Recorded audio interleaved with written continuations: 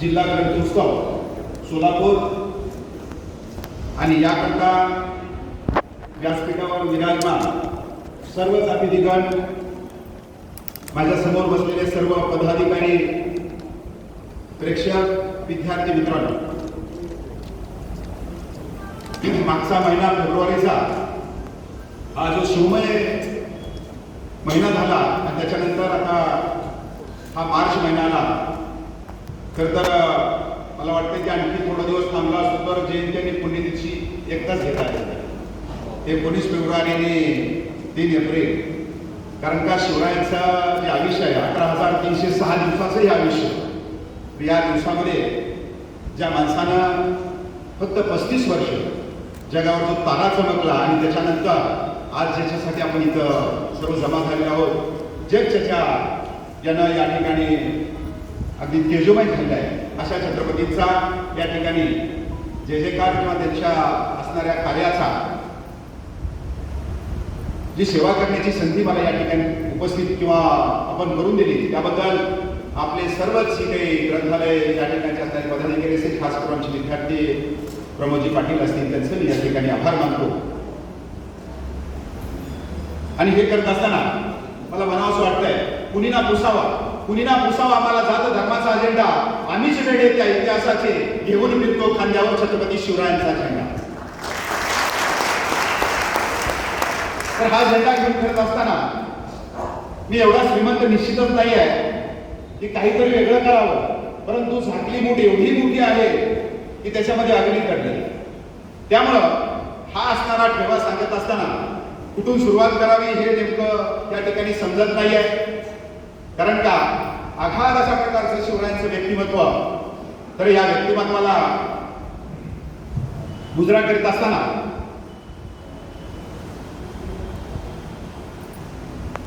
फार छान अशा प्रकारचं वर्णन शिवरायांचं या ठिकाणी करून ठेवलेलं आहे. शिवरायांचे 8वे रूप, शिवरायांचा 8वा प्रताप, शिवरायांचा 8वा साक्षेप भूमंडळी, शिवरायांचे कैसे चालणे, शिवरायांचे कैसे बोलणे, शिवरायांची सलगी कैशी असेल, देशवंत, कीर्तिवंत, सामर्थ्यवंत, वरदवंत, पुण्यवंत, नीतिवंत, जाणता राजा, निश्चयाचा महामेरू, बहुजनाशी आधारू, अखंड स्थितीचा निर्धारू असा हा श्रीमंत योगी. शके 1591 शुक्लनाम संवत्सर फाल्गुन मध्ये तृतीया वार शनिवार म्हणजेच 19 फेब्रुवारी 1630 रोजी किल्ले शिवनेरी या ठिकाणी ज्या सूर्याचा जन्म झाला त्याचं नाव छत्रपती शिवाजी महाराज. ज्या शिवरायांना वंदन करत असताना मी नेहमी सांगत असतो की खरं तर संयोजक थोडस होते टेन्शन मध्ये, परंतु मी या गोष्टीला अपॉर्च्युनिटी समजत होतो. आपण बैलगाड्याची शर्यत पाहत असाल तर त्याच्यामधला मन्या, त्याच्यामध्ये असणारा तो दुसरा कोण बकासूर, तर बैलगाडी पाहत असाल तर त्याच्यापैकी त्या कुळातला विमान. त्यामुळं खऱ्या अर्थानं अकबराच्या दरबाराचा जर आपण उल्लेख करायला सुरुवात केली तर दर गुरुवारी अशा प्रकारची संमेलनं भरायची आणि ज्याला मत मांडायचं आहे तर ते मत मांडण्याकरता असं मोठं अशा प्रकारचं व्यासपीठ त्या ठिकाणी उपलब्ध करून दिलं जायचं. आणि त्यामुळं एका माणसानं आल्यानंतर एकच विचार मांडावे हे या ठिकाणी बरोबर नाहीये. त्यामुळं म्हणजे तो हे खरं तर मी चान्स या ठिकाणी थोडासा मिस केला असं या ठिकाणी मला वाटतं. येत असताना शिवरायांची पूर्वी मी ती पाहत होतो, थोडीशी मॅच थांबली होती, पुन्हा ग्राउंड व्यवस्थित झाले, पुन्हा मॅच बरोबर. तर थोडासा व्यत्यय जरूर होऊ द्या, काही हरकत नाही आहे, परंतु बरेच येत आहेत लोक, कारण आपल्याकडे सवय आहे की लेट जाण्याची इम्प्रेशन पडत आहे असं हिटलर म्हणत होता म्हणे. तर त्यानुसार या ठिकाणी आपण कार्यक्रमाला सुरुवात करत असताना तर मुलं पुढे आले म्हटल्यानंतर थोडंसं हलकं करून आपण पुढे जाऊया. तर मित्रांनो, एक माझा परिचय करून देत असताना सांगितलं की बाबा इतिहासाचा अभ्यासक, महाराष्ट्र इतिहास परिषद अध्यक्ष वगैरे वगैरे का असेल. आता तसं बोलल्यानंतर मला सुद्धा त्याचं थोडंसं वेगळं सांगावं लागतं, कारण माझं दर बुधवारी पुण्यनगरीला गाळीव इतिहास नावाचं एक सदर असतं. तर त्याच्यामध्ये जगामध्ये जे काही वाचलं नाही आपण ते देण्याचा मी दर आठवड्याला त्या ठिकाणी प्रयत्न करत असतो. त्यामुळं तुमच्यासाठी सुद्धा एक महत्त्वाचं वाक्य महत्त्वाचं आहे की तुम्ही लहान असताना आपण सर्वांनी एक जी कथा वाचली होती, माकडाची कथा आपल्याला सर्वांना माहिती आहे. ती माकडाने टोपलेलीची कथा ऐकली आपण. मग माझं म्हणणं असं नेहमी असतं की मी प्रश्न नेहमी विचारतो असतो. मी खरं तर बोलतो की मी मात्र खूप संशोधन या ठिकाणी देश परदेशामध्ये त्या ठिकाणी जातो. तर हे करत असताना मला प्रश्न पडतो की बाबा ते माकडवाला जो असेल, टोपीवाला माकडवाला, ते म्हातारा व्हायला पाहिजे होतं, त्या माकडाचं नेमकं काय झालं, हाही प्रश्न माझ्या पुढे पडत असतो. आणि त्यामुळे मला प्रश्न पडला की माकडवाल्याचं काय झालं असेल. तो त्याच्यानुसार काय झालं की माकडवाला म्हातारा झाला. आता माकडवाला म्हातारा झाल्यानंतर जबाबदारी आली पोरावर, आणि पोरावर जबाबदारी आली तर त्याने सांगितलं की ही जी टोपे आहे त्या आता ह्या टोप्यात तुला विकायची. आणि त्याच्यानुसार ती टोप्या विकण्याकरता तो मुलगा जो असेल तो जायला निघाल्यानंतर त्या वडिलांनी सांगितलं की तुला आता कुठे जावं लागतं की तिथे एक आंब्याचं झाड लागेल, त्या आंब्याच्या झाडाखाली थांबायचं, दुसऱ्या दिवशी यात्रेला पलीकडे जायचं.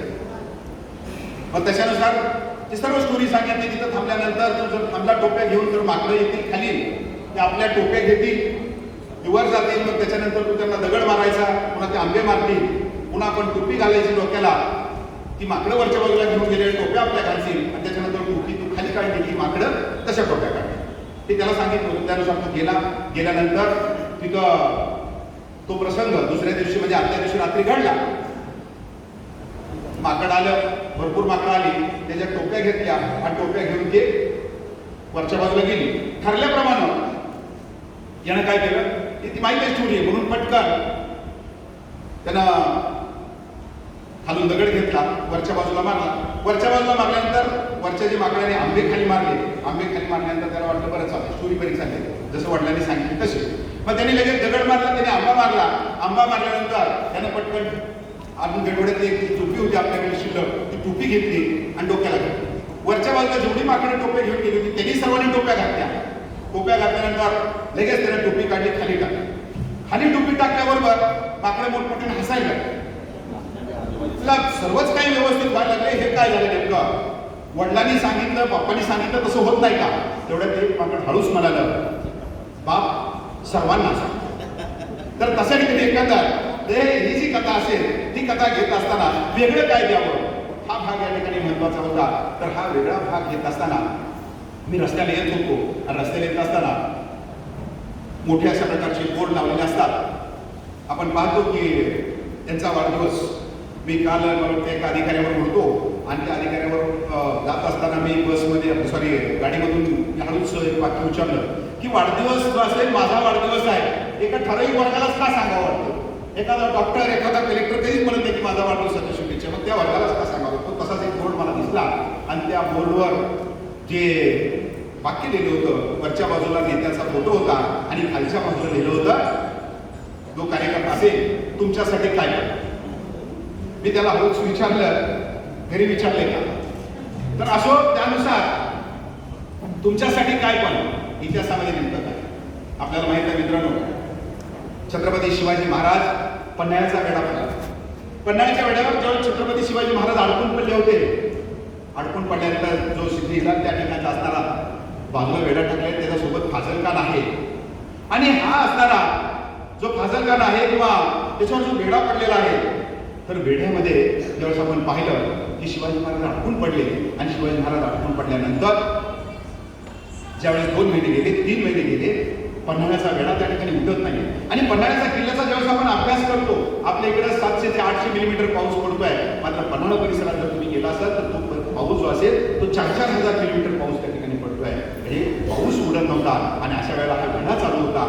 आता नेमकं करायचे काय, हा प्रसंग त्या ठिकाणी समोर ज्यावेळेस येत असताना शिवरायांच्या बाबतीत सांगावं असं वाटतंय की छत्रपती शिवाजी महाराज आज 350-400 वर्ष होत आहेत. त्यांचं नाव दिवसेंदिवस नाव उजळत आहे. कारण काय की नेहमी प्रवाहाच्या विरुद्ध वागणारा माणूस, प्रवाहाच्या विरुद्ध पोहणारा माणूस. आणि शिवरायाने एखादं संकट कधी एकटं चालून आणलं, एकामागे एक संकट त्यांच्यावर चालून त्या ठिकाणी यायची. आणि ही होत असताना ज्यावेळेस पाहिला आपण इथं त्यांना वेढा घातलेला आहे, आणि तेवढ्याच वेळेला जो शाहिस्तेखान होता तो शाहिस्तेखान तिकडून चालून यायला लागला होता. आणि हा शाहिस्तेखान येत असताना ज्यावेळेस त्यानं पाहिलं की 3 महिने झाले वेढा उडत नाहीये, हा अडकून पडलेला आहे, शाहिस्तेखान आता सगळ भागामध्ये पोहोचलेला आहे, आणि अशा वेळेला नेमकं करायचं काय याची भाग जशी शिवरायांना लागली होती तशीच जिजाऊंनाही त्या ठिकाणी लागलेली आहे. आणि जिजाऊ सांगतायत की बाबा इथं वेढा पडलेला आहे. नेताजी पालकरला बोलून घेतलं, सांगितलं नेताजी जर तुला वेढा उठवणं होत नसेल तर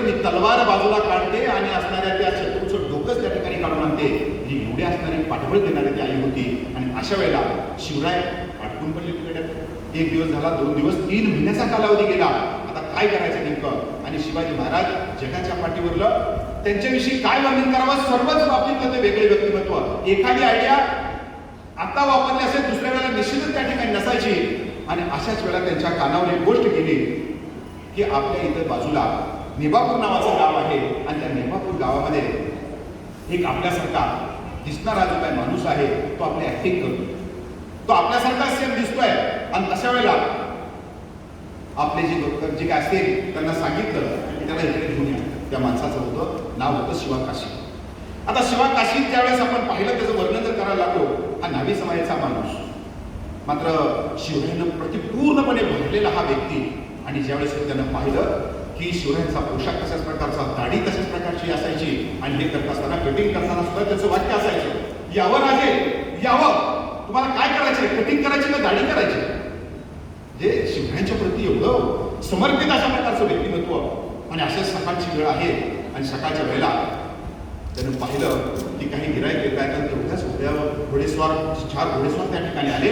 आणि घोडेस्वार आल्यानंतर त्यानं पाहिलं घोड्यावरती माणसं खाली उतरली. त्यांनी सांगितलं की शिवा काशीत कुठं आहे. त्यानं वाक्य विचारलं, हीच नाचीच तो शिवा काशीत करते, बोला तुम्हाला काय करायचं. त्यांनी सांगितलं आम्हाला काही करायचं नाही आहे. म्हणजे तुला बघायला आम्ही आलो, तू शिवरायांसारखा कसा दिसतोच तुला बघण्याकरता आलो. त्याला लक्षात आलं की हे नेमकं कोणतं आहे. म्हणजे माझ्याकडून चुकलं, माफ करा, मी अशा प्रकारचं पुन्हाही करणार नाही, मी दाढी काढतो, कटिंग काढतो, पण मला माफ करा. नाही म्हणले आणि शिवरायांचे सैनिक आहेत आणि शिवरायांना तुम्हाला घेऊन यायला सांगितलं. पुन्हा तर तो जाम घाबरला. आता नेमकं करायचं काय, ऐकायला वेळ नाही. त्याला धरलं आणि या ठिकाणी घेऊन आले.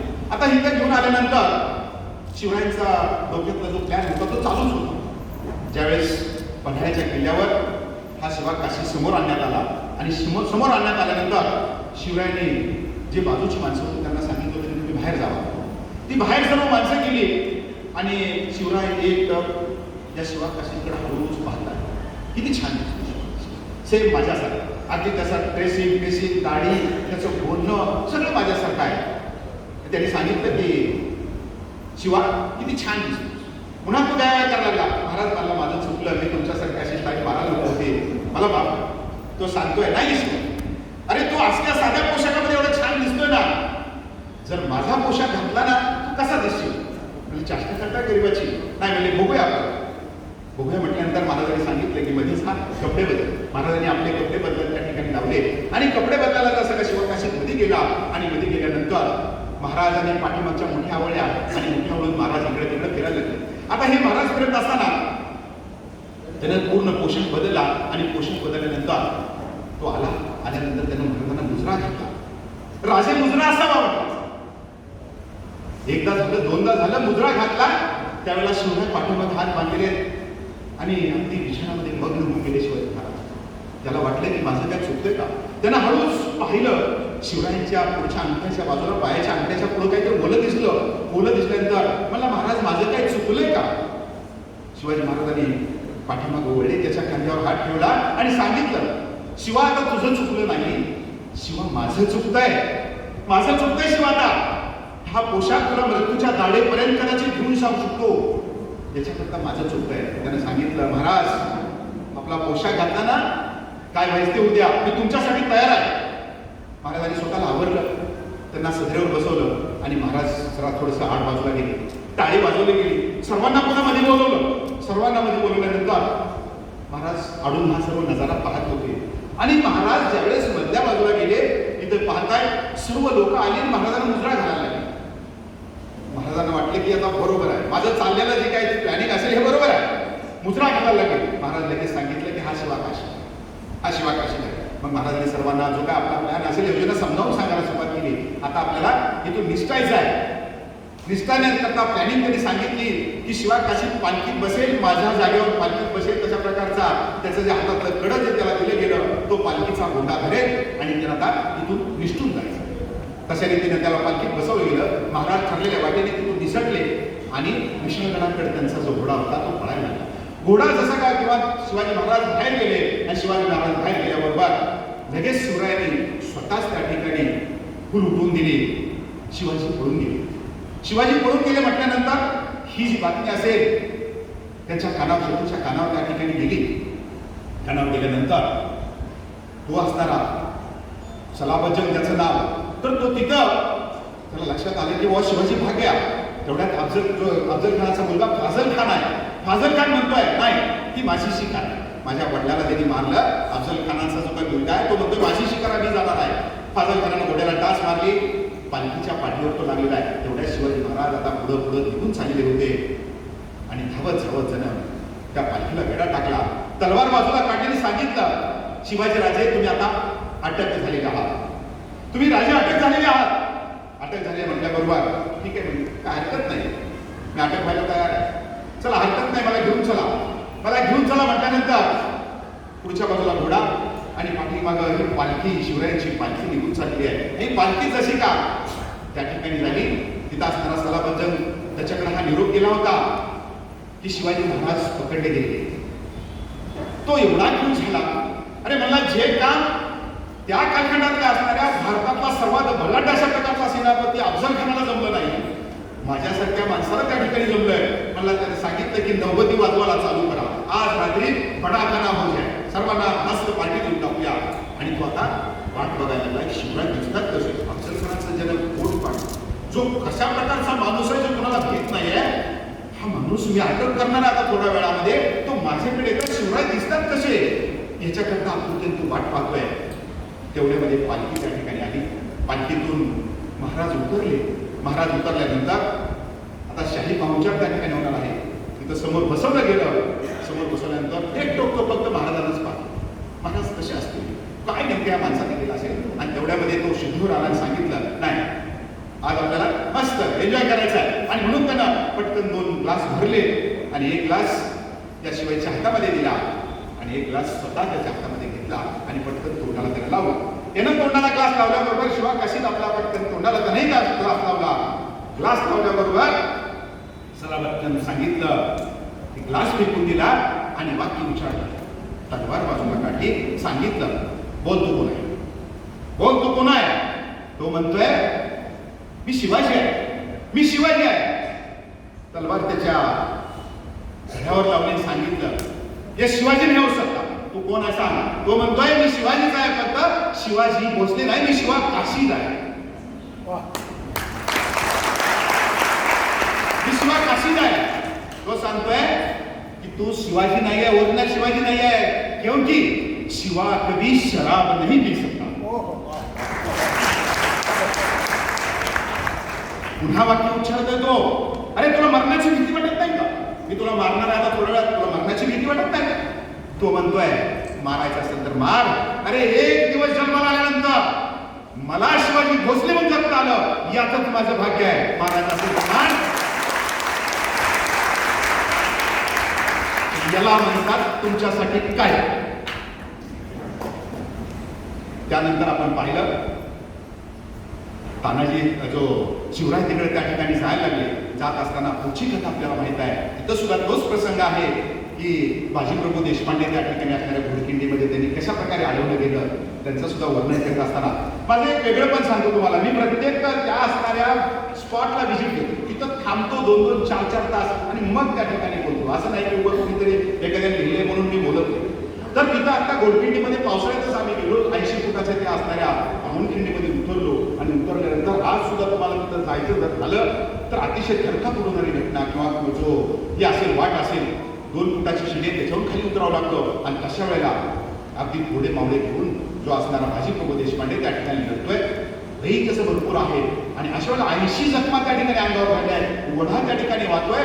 त्या याच्यामध्ये पाणी आहे का रक्त आहे नेमकं कळत नाही आहे. मात्र त्याच्या जे कान होते तर ते कान कुणाकडे लागले होते, शिवरायांकडे लागले होते. पन्हाळ गडावर सॉरी विशाळ गडावर शिवाजी महाराज कधी जात आहेत आणि आपल्याला नेमकं भांड्याचा आवाज कधी येतो म्हणजे तोफेचा आवाज कधी येतो याच्याकरता तो पुन्हा तर असं झालं. दुपारची वेळ झाली, एवढ्या जखमा झाल्या, त्यांचं एवढं रक्तस्राव त्या ठिकाणी झालं, त्यांना बाजूला बसवलं होतं तरी सुद्धा त्यांच्या तोंडातून एकच आवाज होता, हा ना मारा कापा, एवढाच त्या ठिकाणी आवाज येतोय.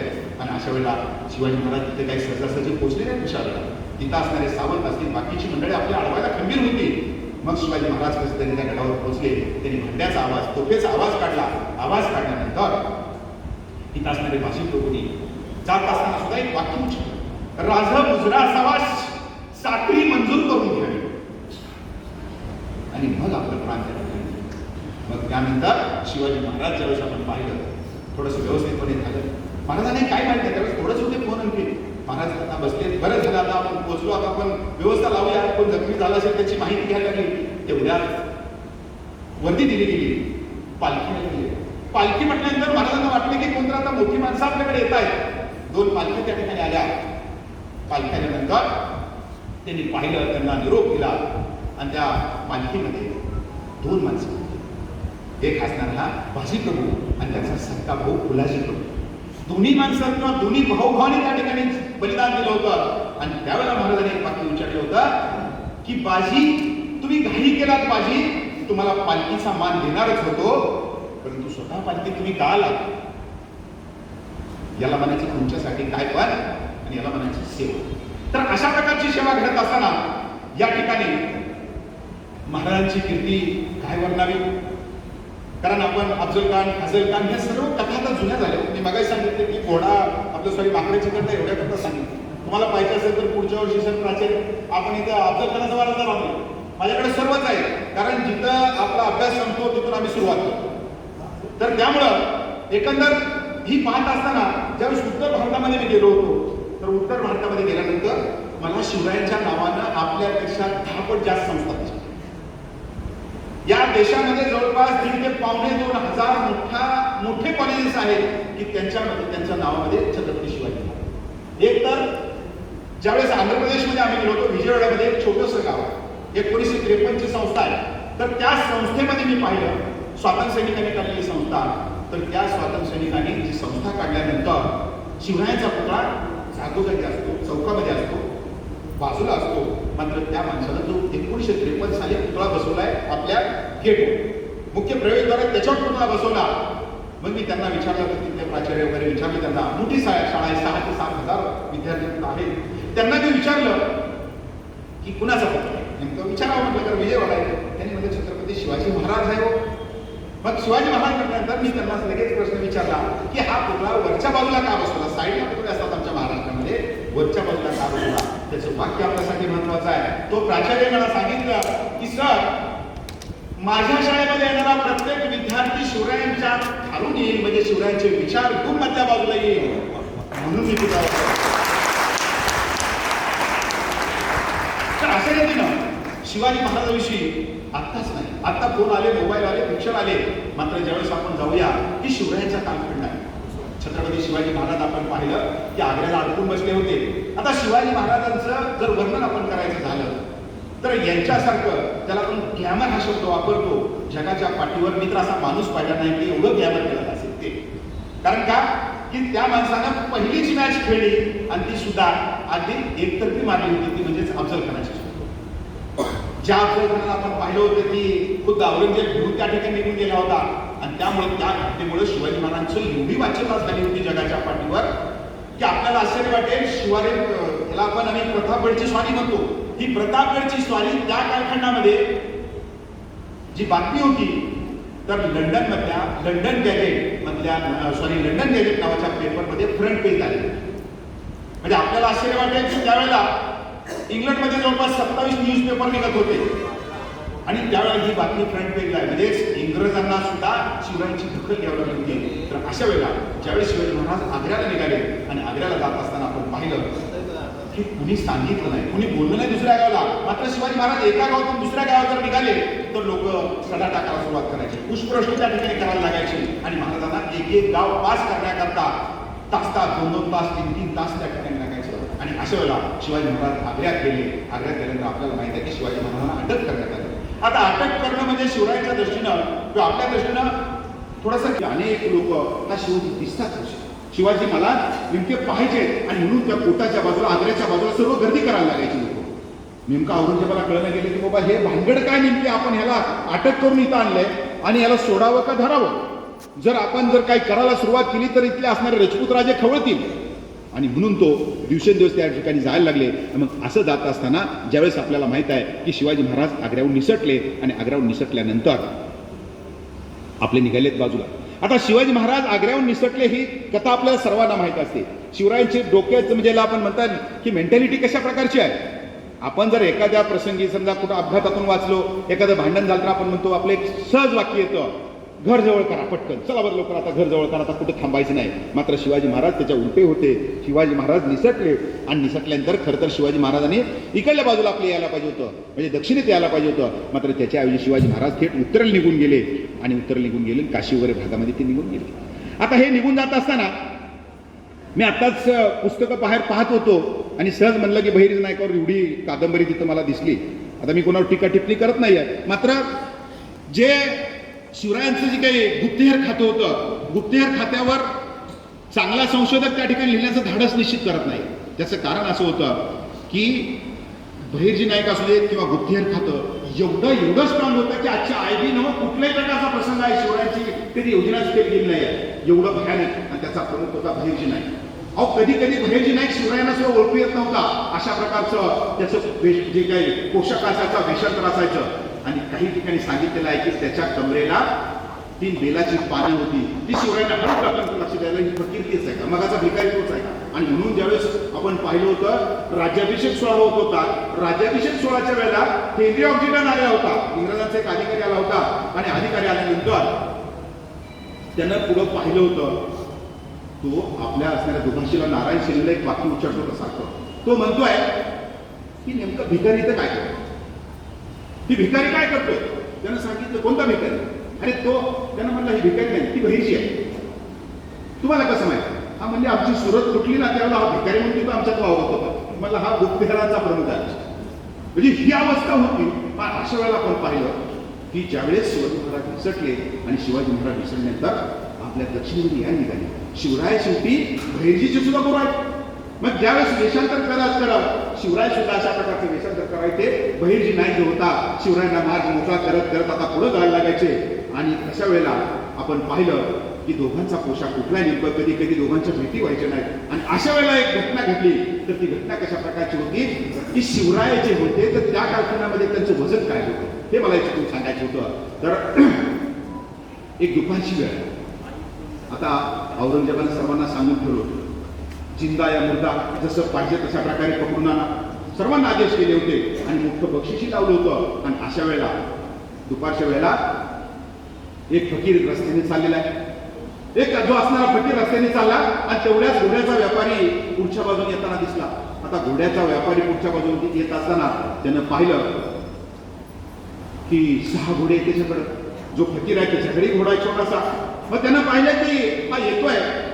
जवळ तो आला आणि जवळ आल्यानंतर हळूच त्यानं पुढच्या बाजूला गेला आणि पुढच्या बाजूला जाऊन त्या व्यापाऱ्याला सांगितलं त्या मधल्या घोड्याची किंमत काय. त्याला आश्चर्य वाटलं की फकीराने घोड्याचं काय दिलेलं आहे. त्यानं सांगितलं अरे तू चाल म्हणलं तुला काय दिलेलं आहे या घोड्यात. अरे मला किंमत बोल.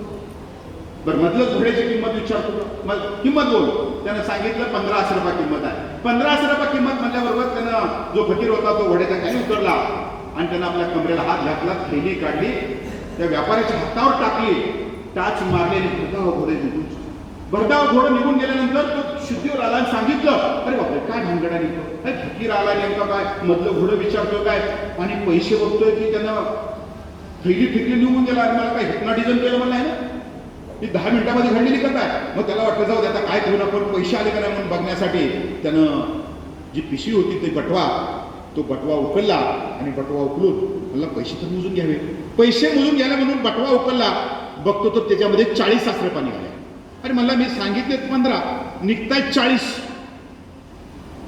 त्यानं पटकन पैसे मध्ये घातले, थैली अशा हातामध्ये उडवायला लागला आणि उडवत उडवत एक वाक्य उच्चारलं, कहीं ये शिवाजी तो नहीं था, कहीं ये शिवाजी तो नहीं था, हाँ शिवाजी हो सकता है, मैंने शिवाजी को देखा है, मैंने शिवाजी को देखा है. मोठमोठ्याने तो वरडायला लागला. वरडत वरडत त्याला लक्षात आलं की हा जर ही बातमी बादशहाच्या कानावर गेली तर आपल्याला मस्त काहीतरी मिळणार आहे. म्हणून तो त्यानं घोडे तिथंच सोडले, पळत पळत गेला, आग्र्याला घेतला. आग्र्याला जाऊन बादशहाला कुर्निसात घातला आणि कुर्निसात घालून एकच वाक्य उच्चारलं, जहापना मैंने शिवाजी को देखा है, मैंने शिवाजी को देखा है, शिवाजी हा वही हो सकता है. मला याला थंड करायला अंगात वगैरे आले काय. सारखं बडबडतोय म्हणे शिवाजी को जो आहे हे शिवाजी हो सकता है. काय सांगितलं नेमकं थंड हो म्हणले डोक्यानं थोडंसं नेमकं काय प्रकार आहे तो कोण शिवाजी का देखा है कैसे देखा है स्टोरी काय. मग त्यानं सांगितलं की बाबा रे मी पाहिलं मी माझे 6 घोडे घेऊन चाललो होतो तेवढ्यात एक फकीर आला. फकीरानं मला मधल्या घोड्याची किंमत विचारली. मग त्यानं मी 1500 रुपये सांगितली त्यानं 40,000 रुपये मला दिल्या. अरे म्हणजे ह्याचा आणि त्याचा काय संबंध या घोड्याचा आणि पैशाचा अशा प्रकारचे 15 मागितल्यानंतर 40 दिले याचा काय संबंध. त्यानं म्हणला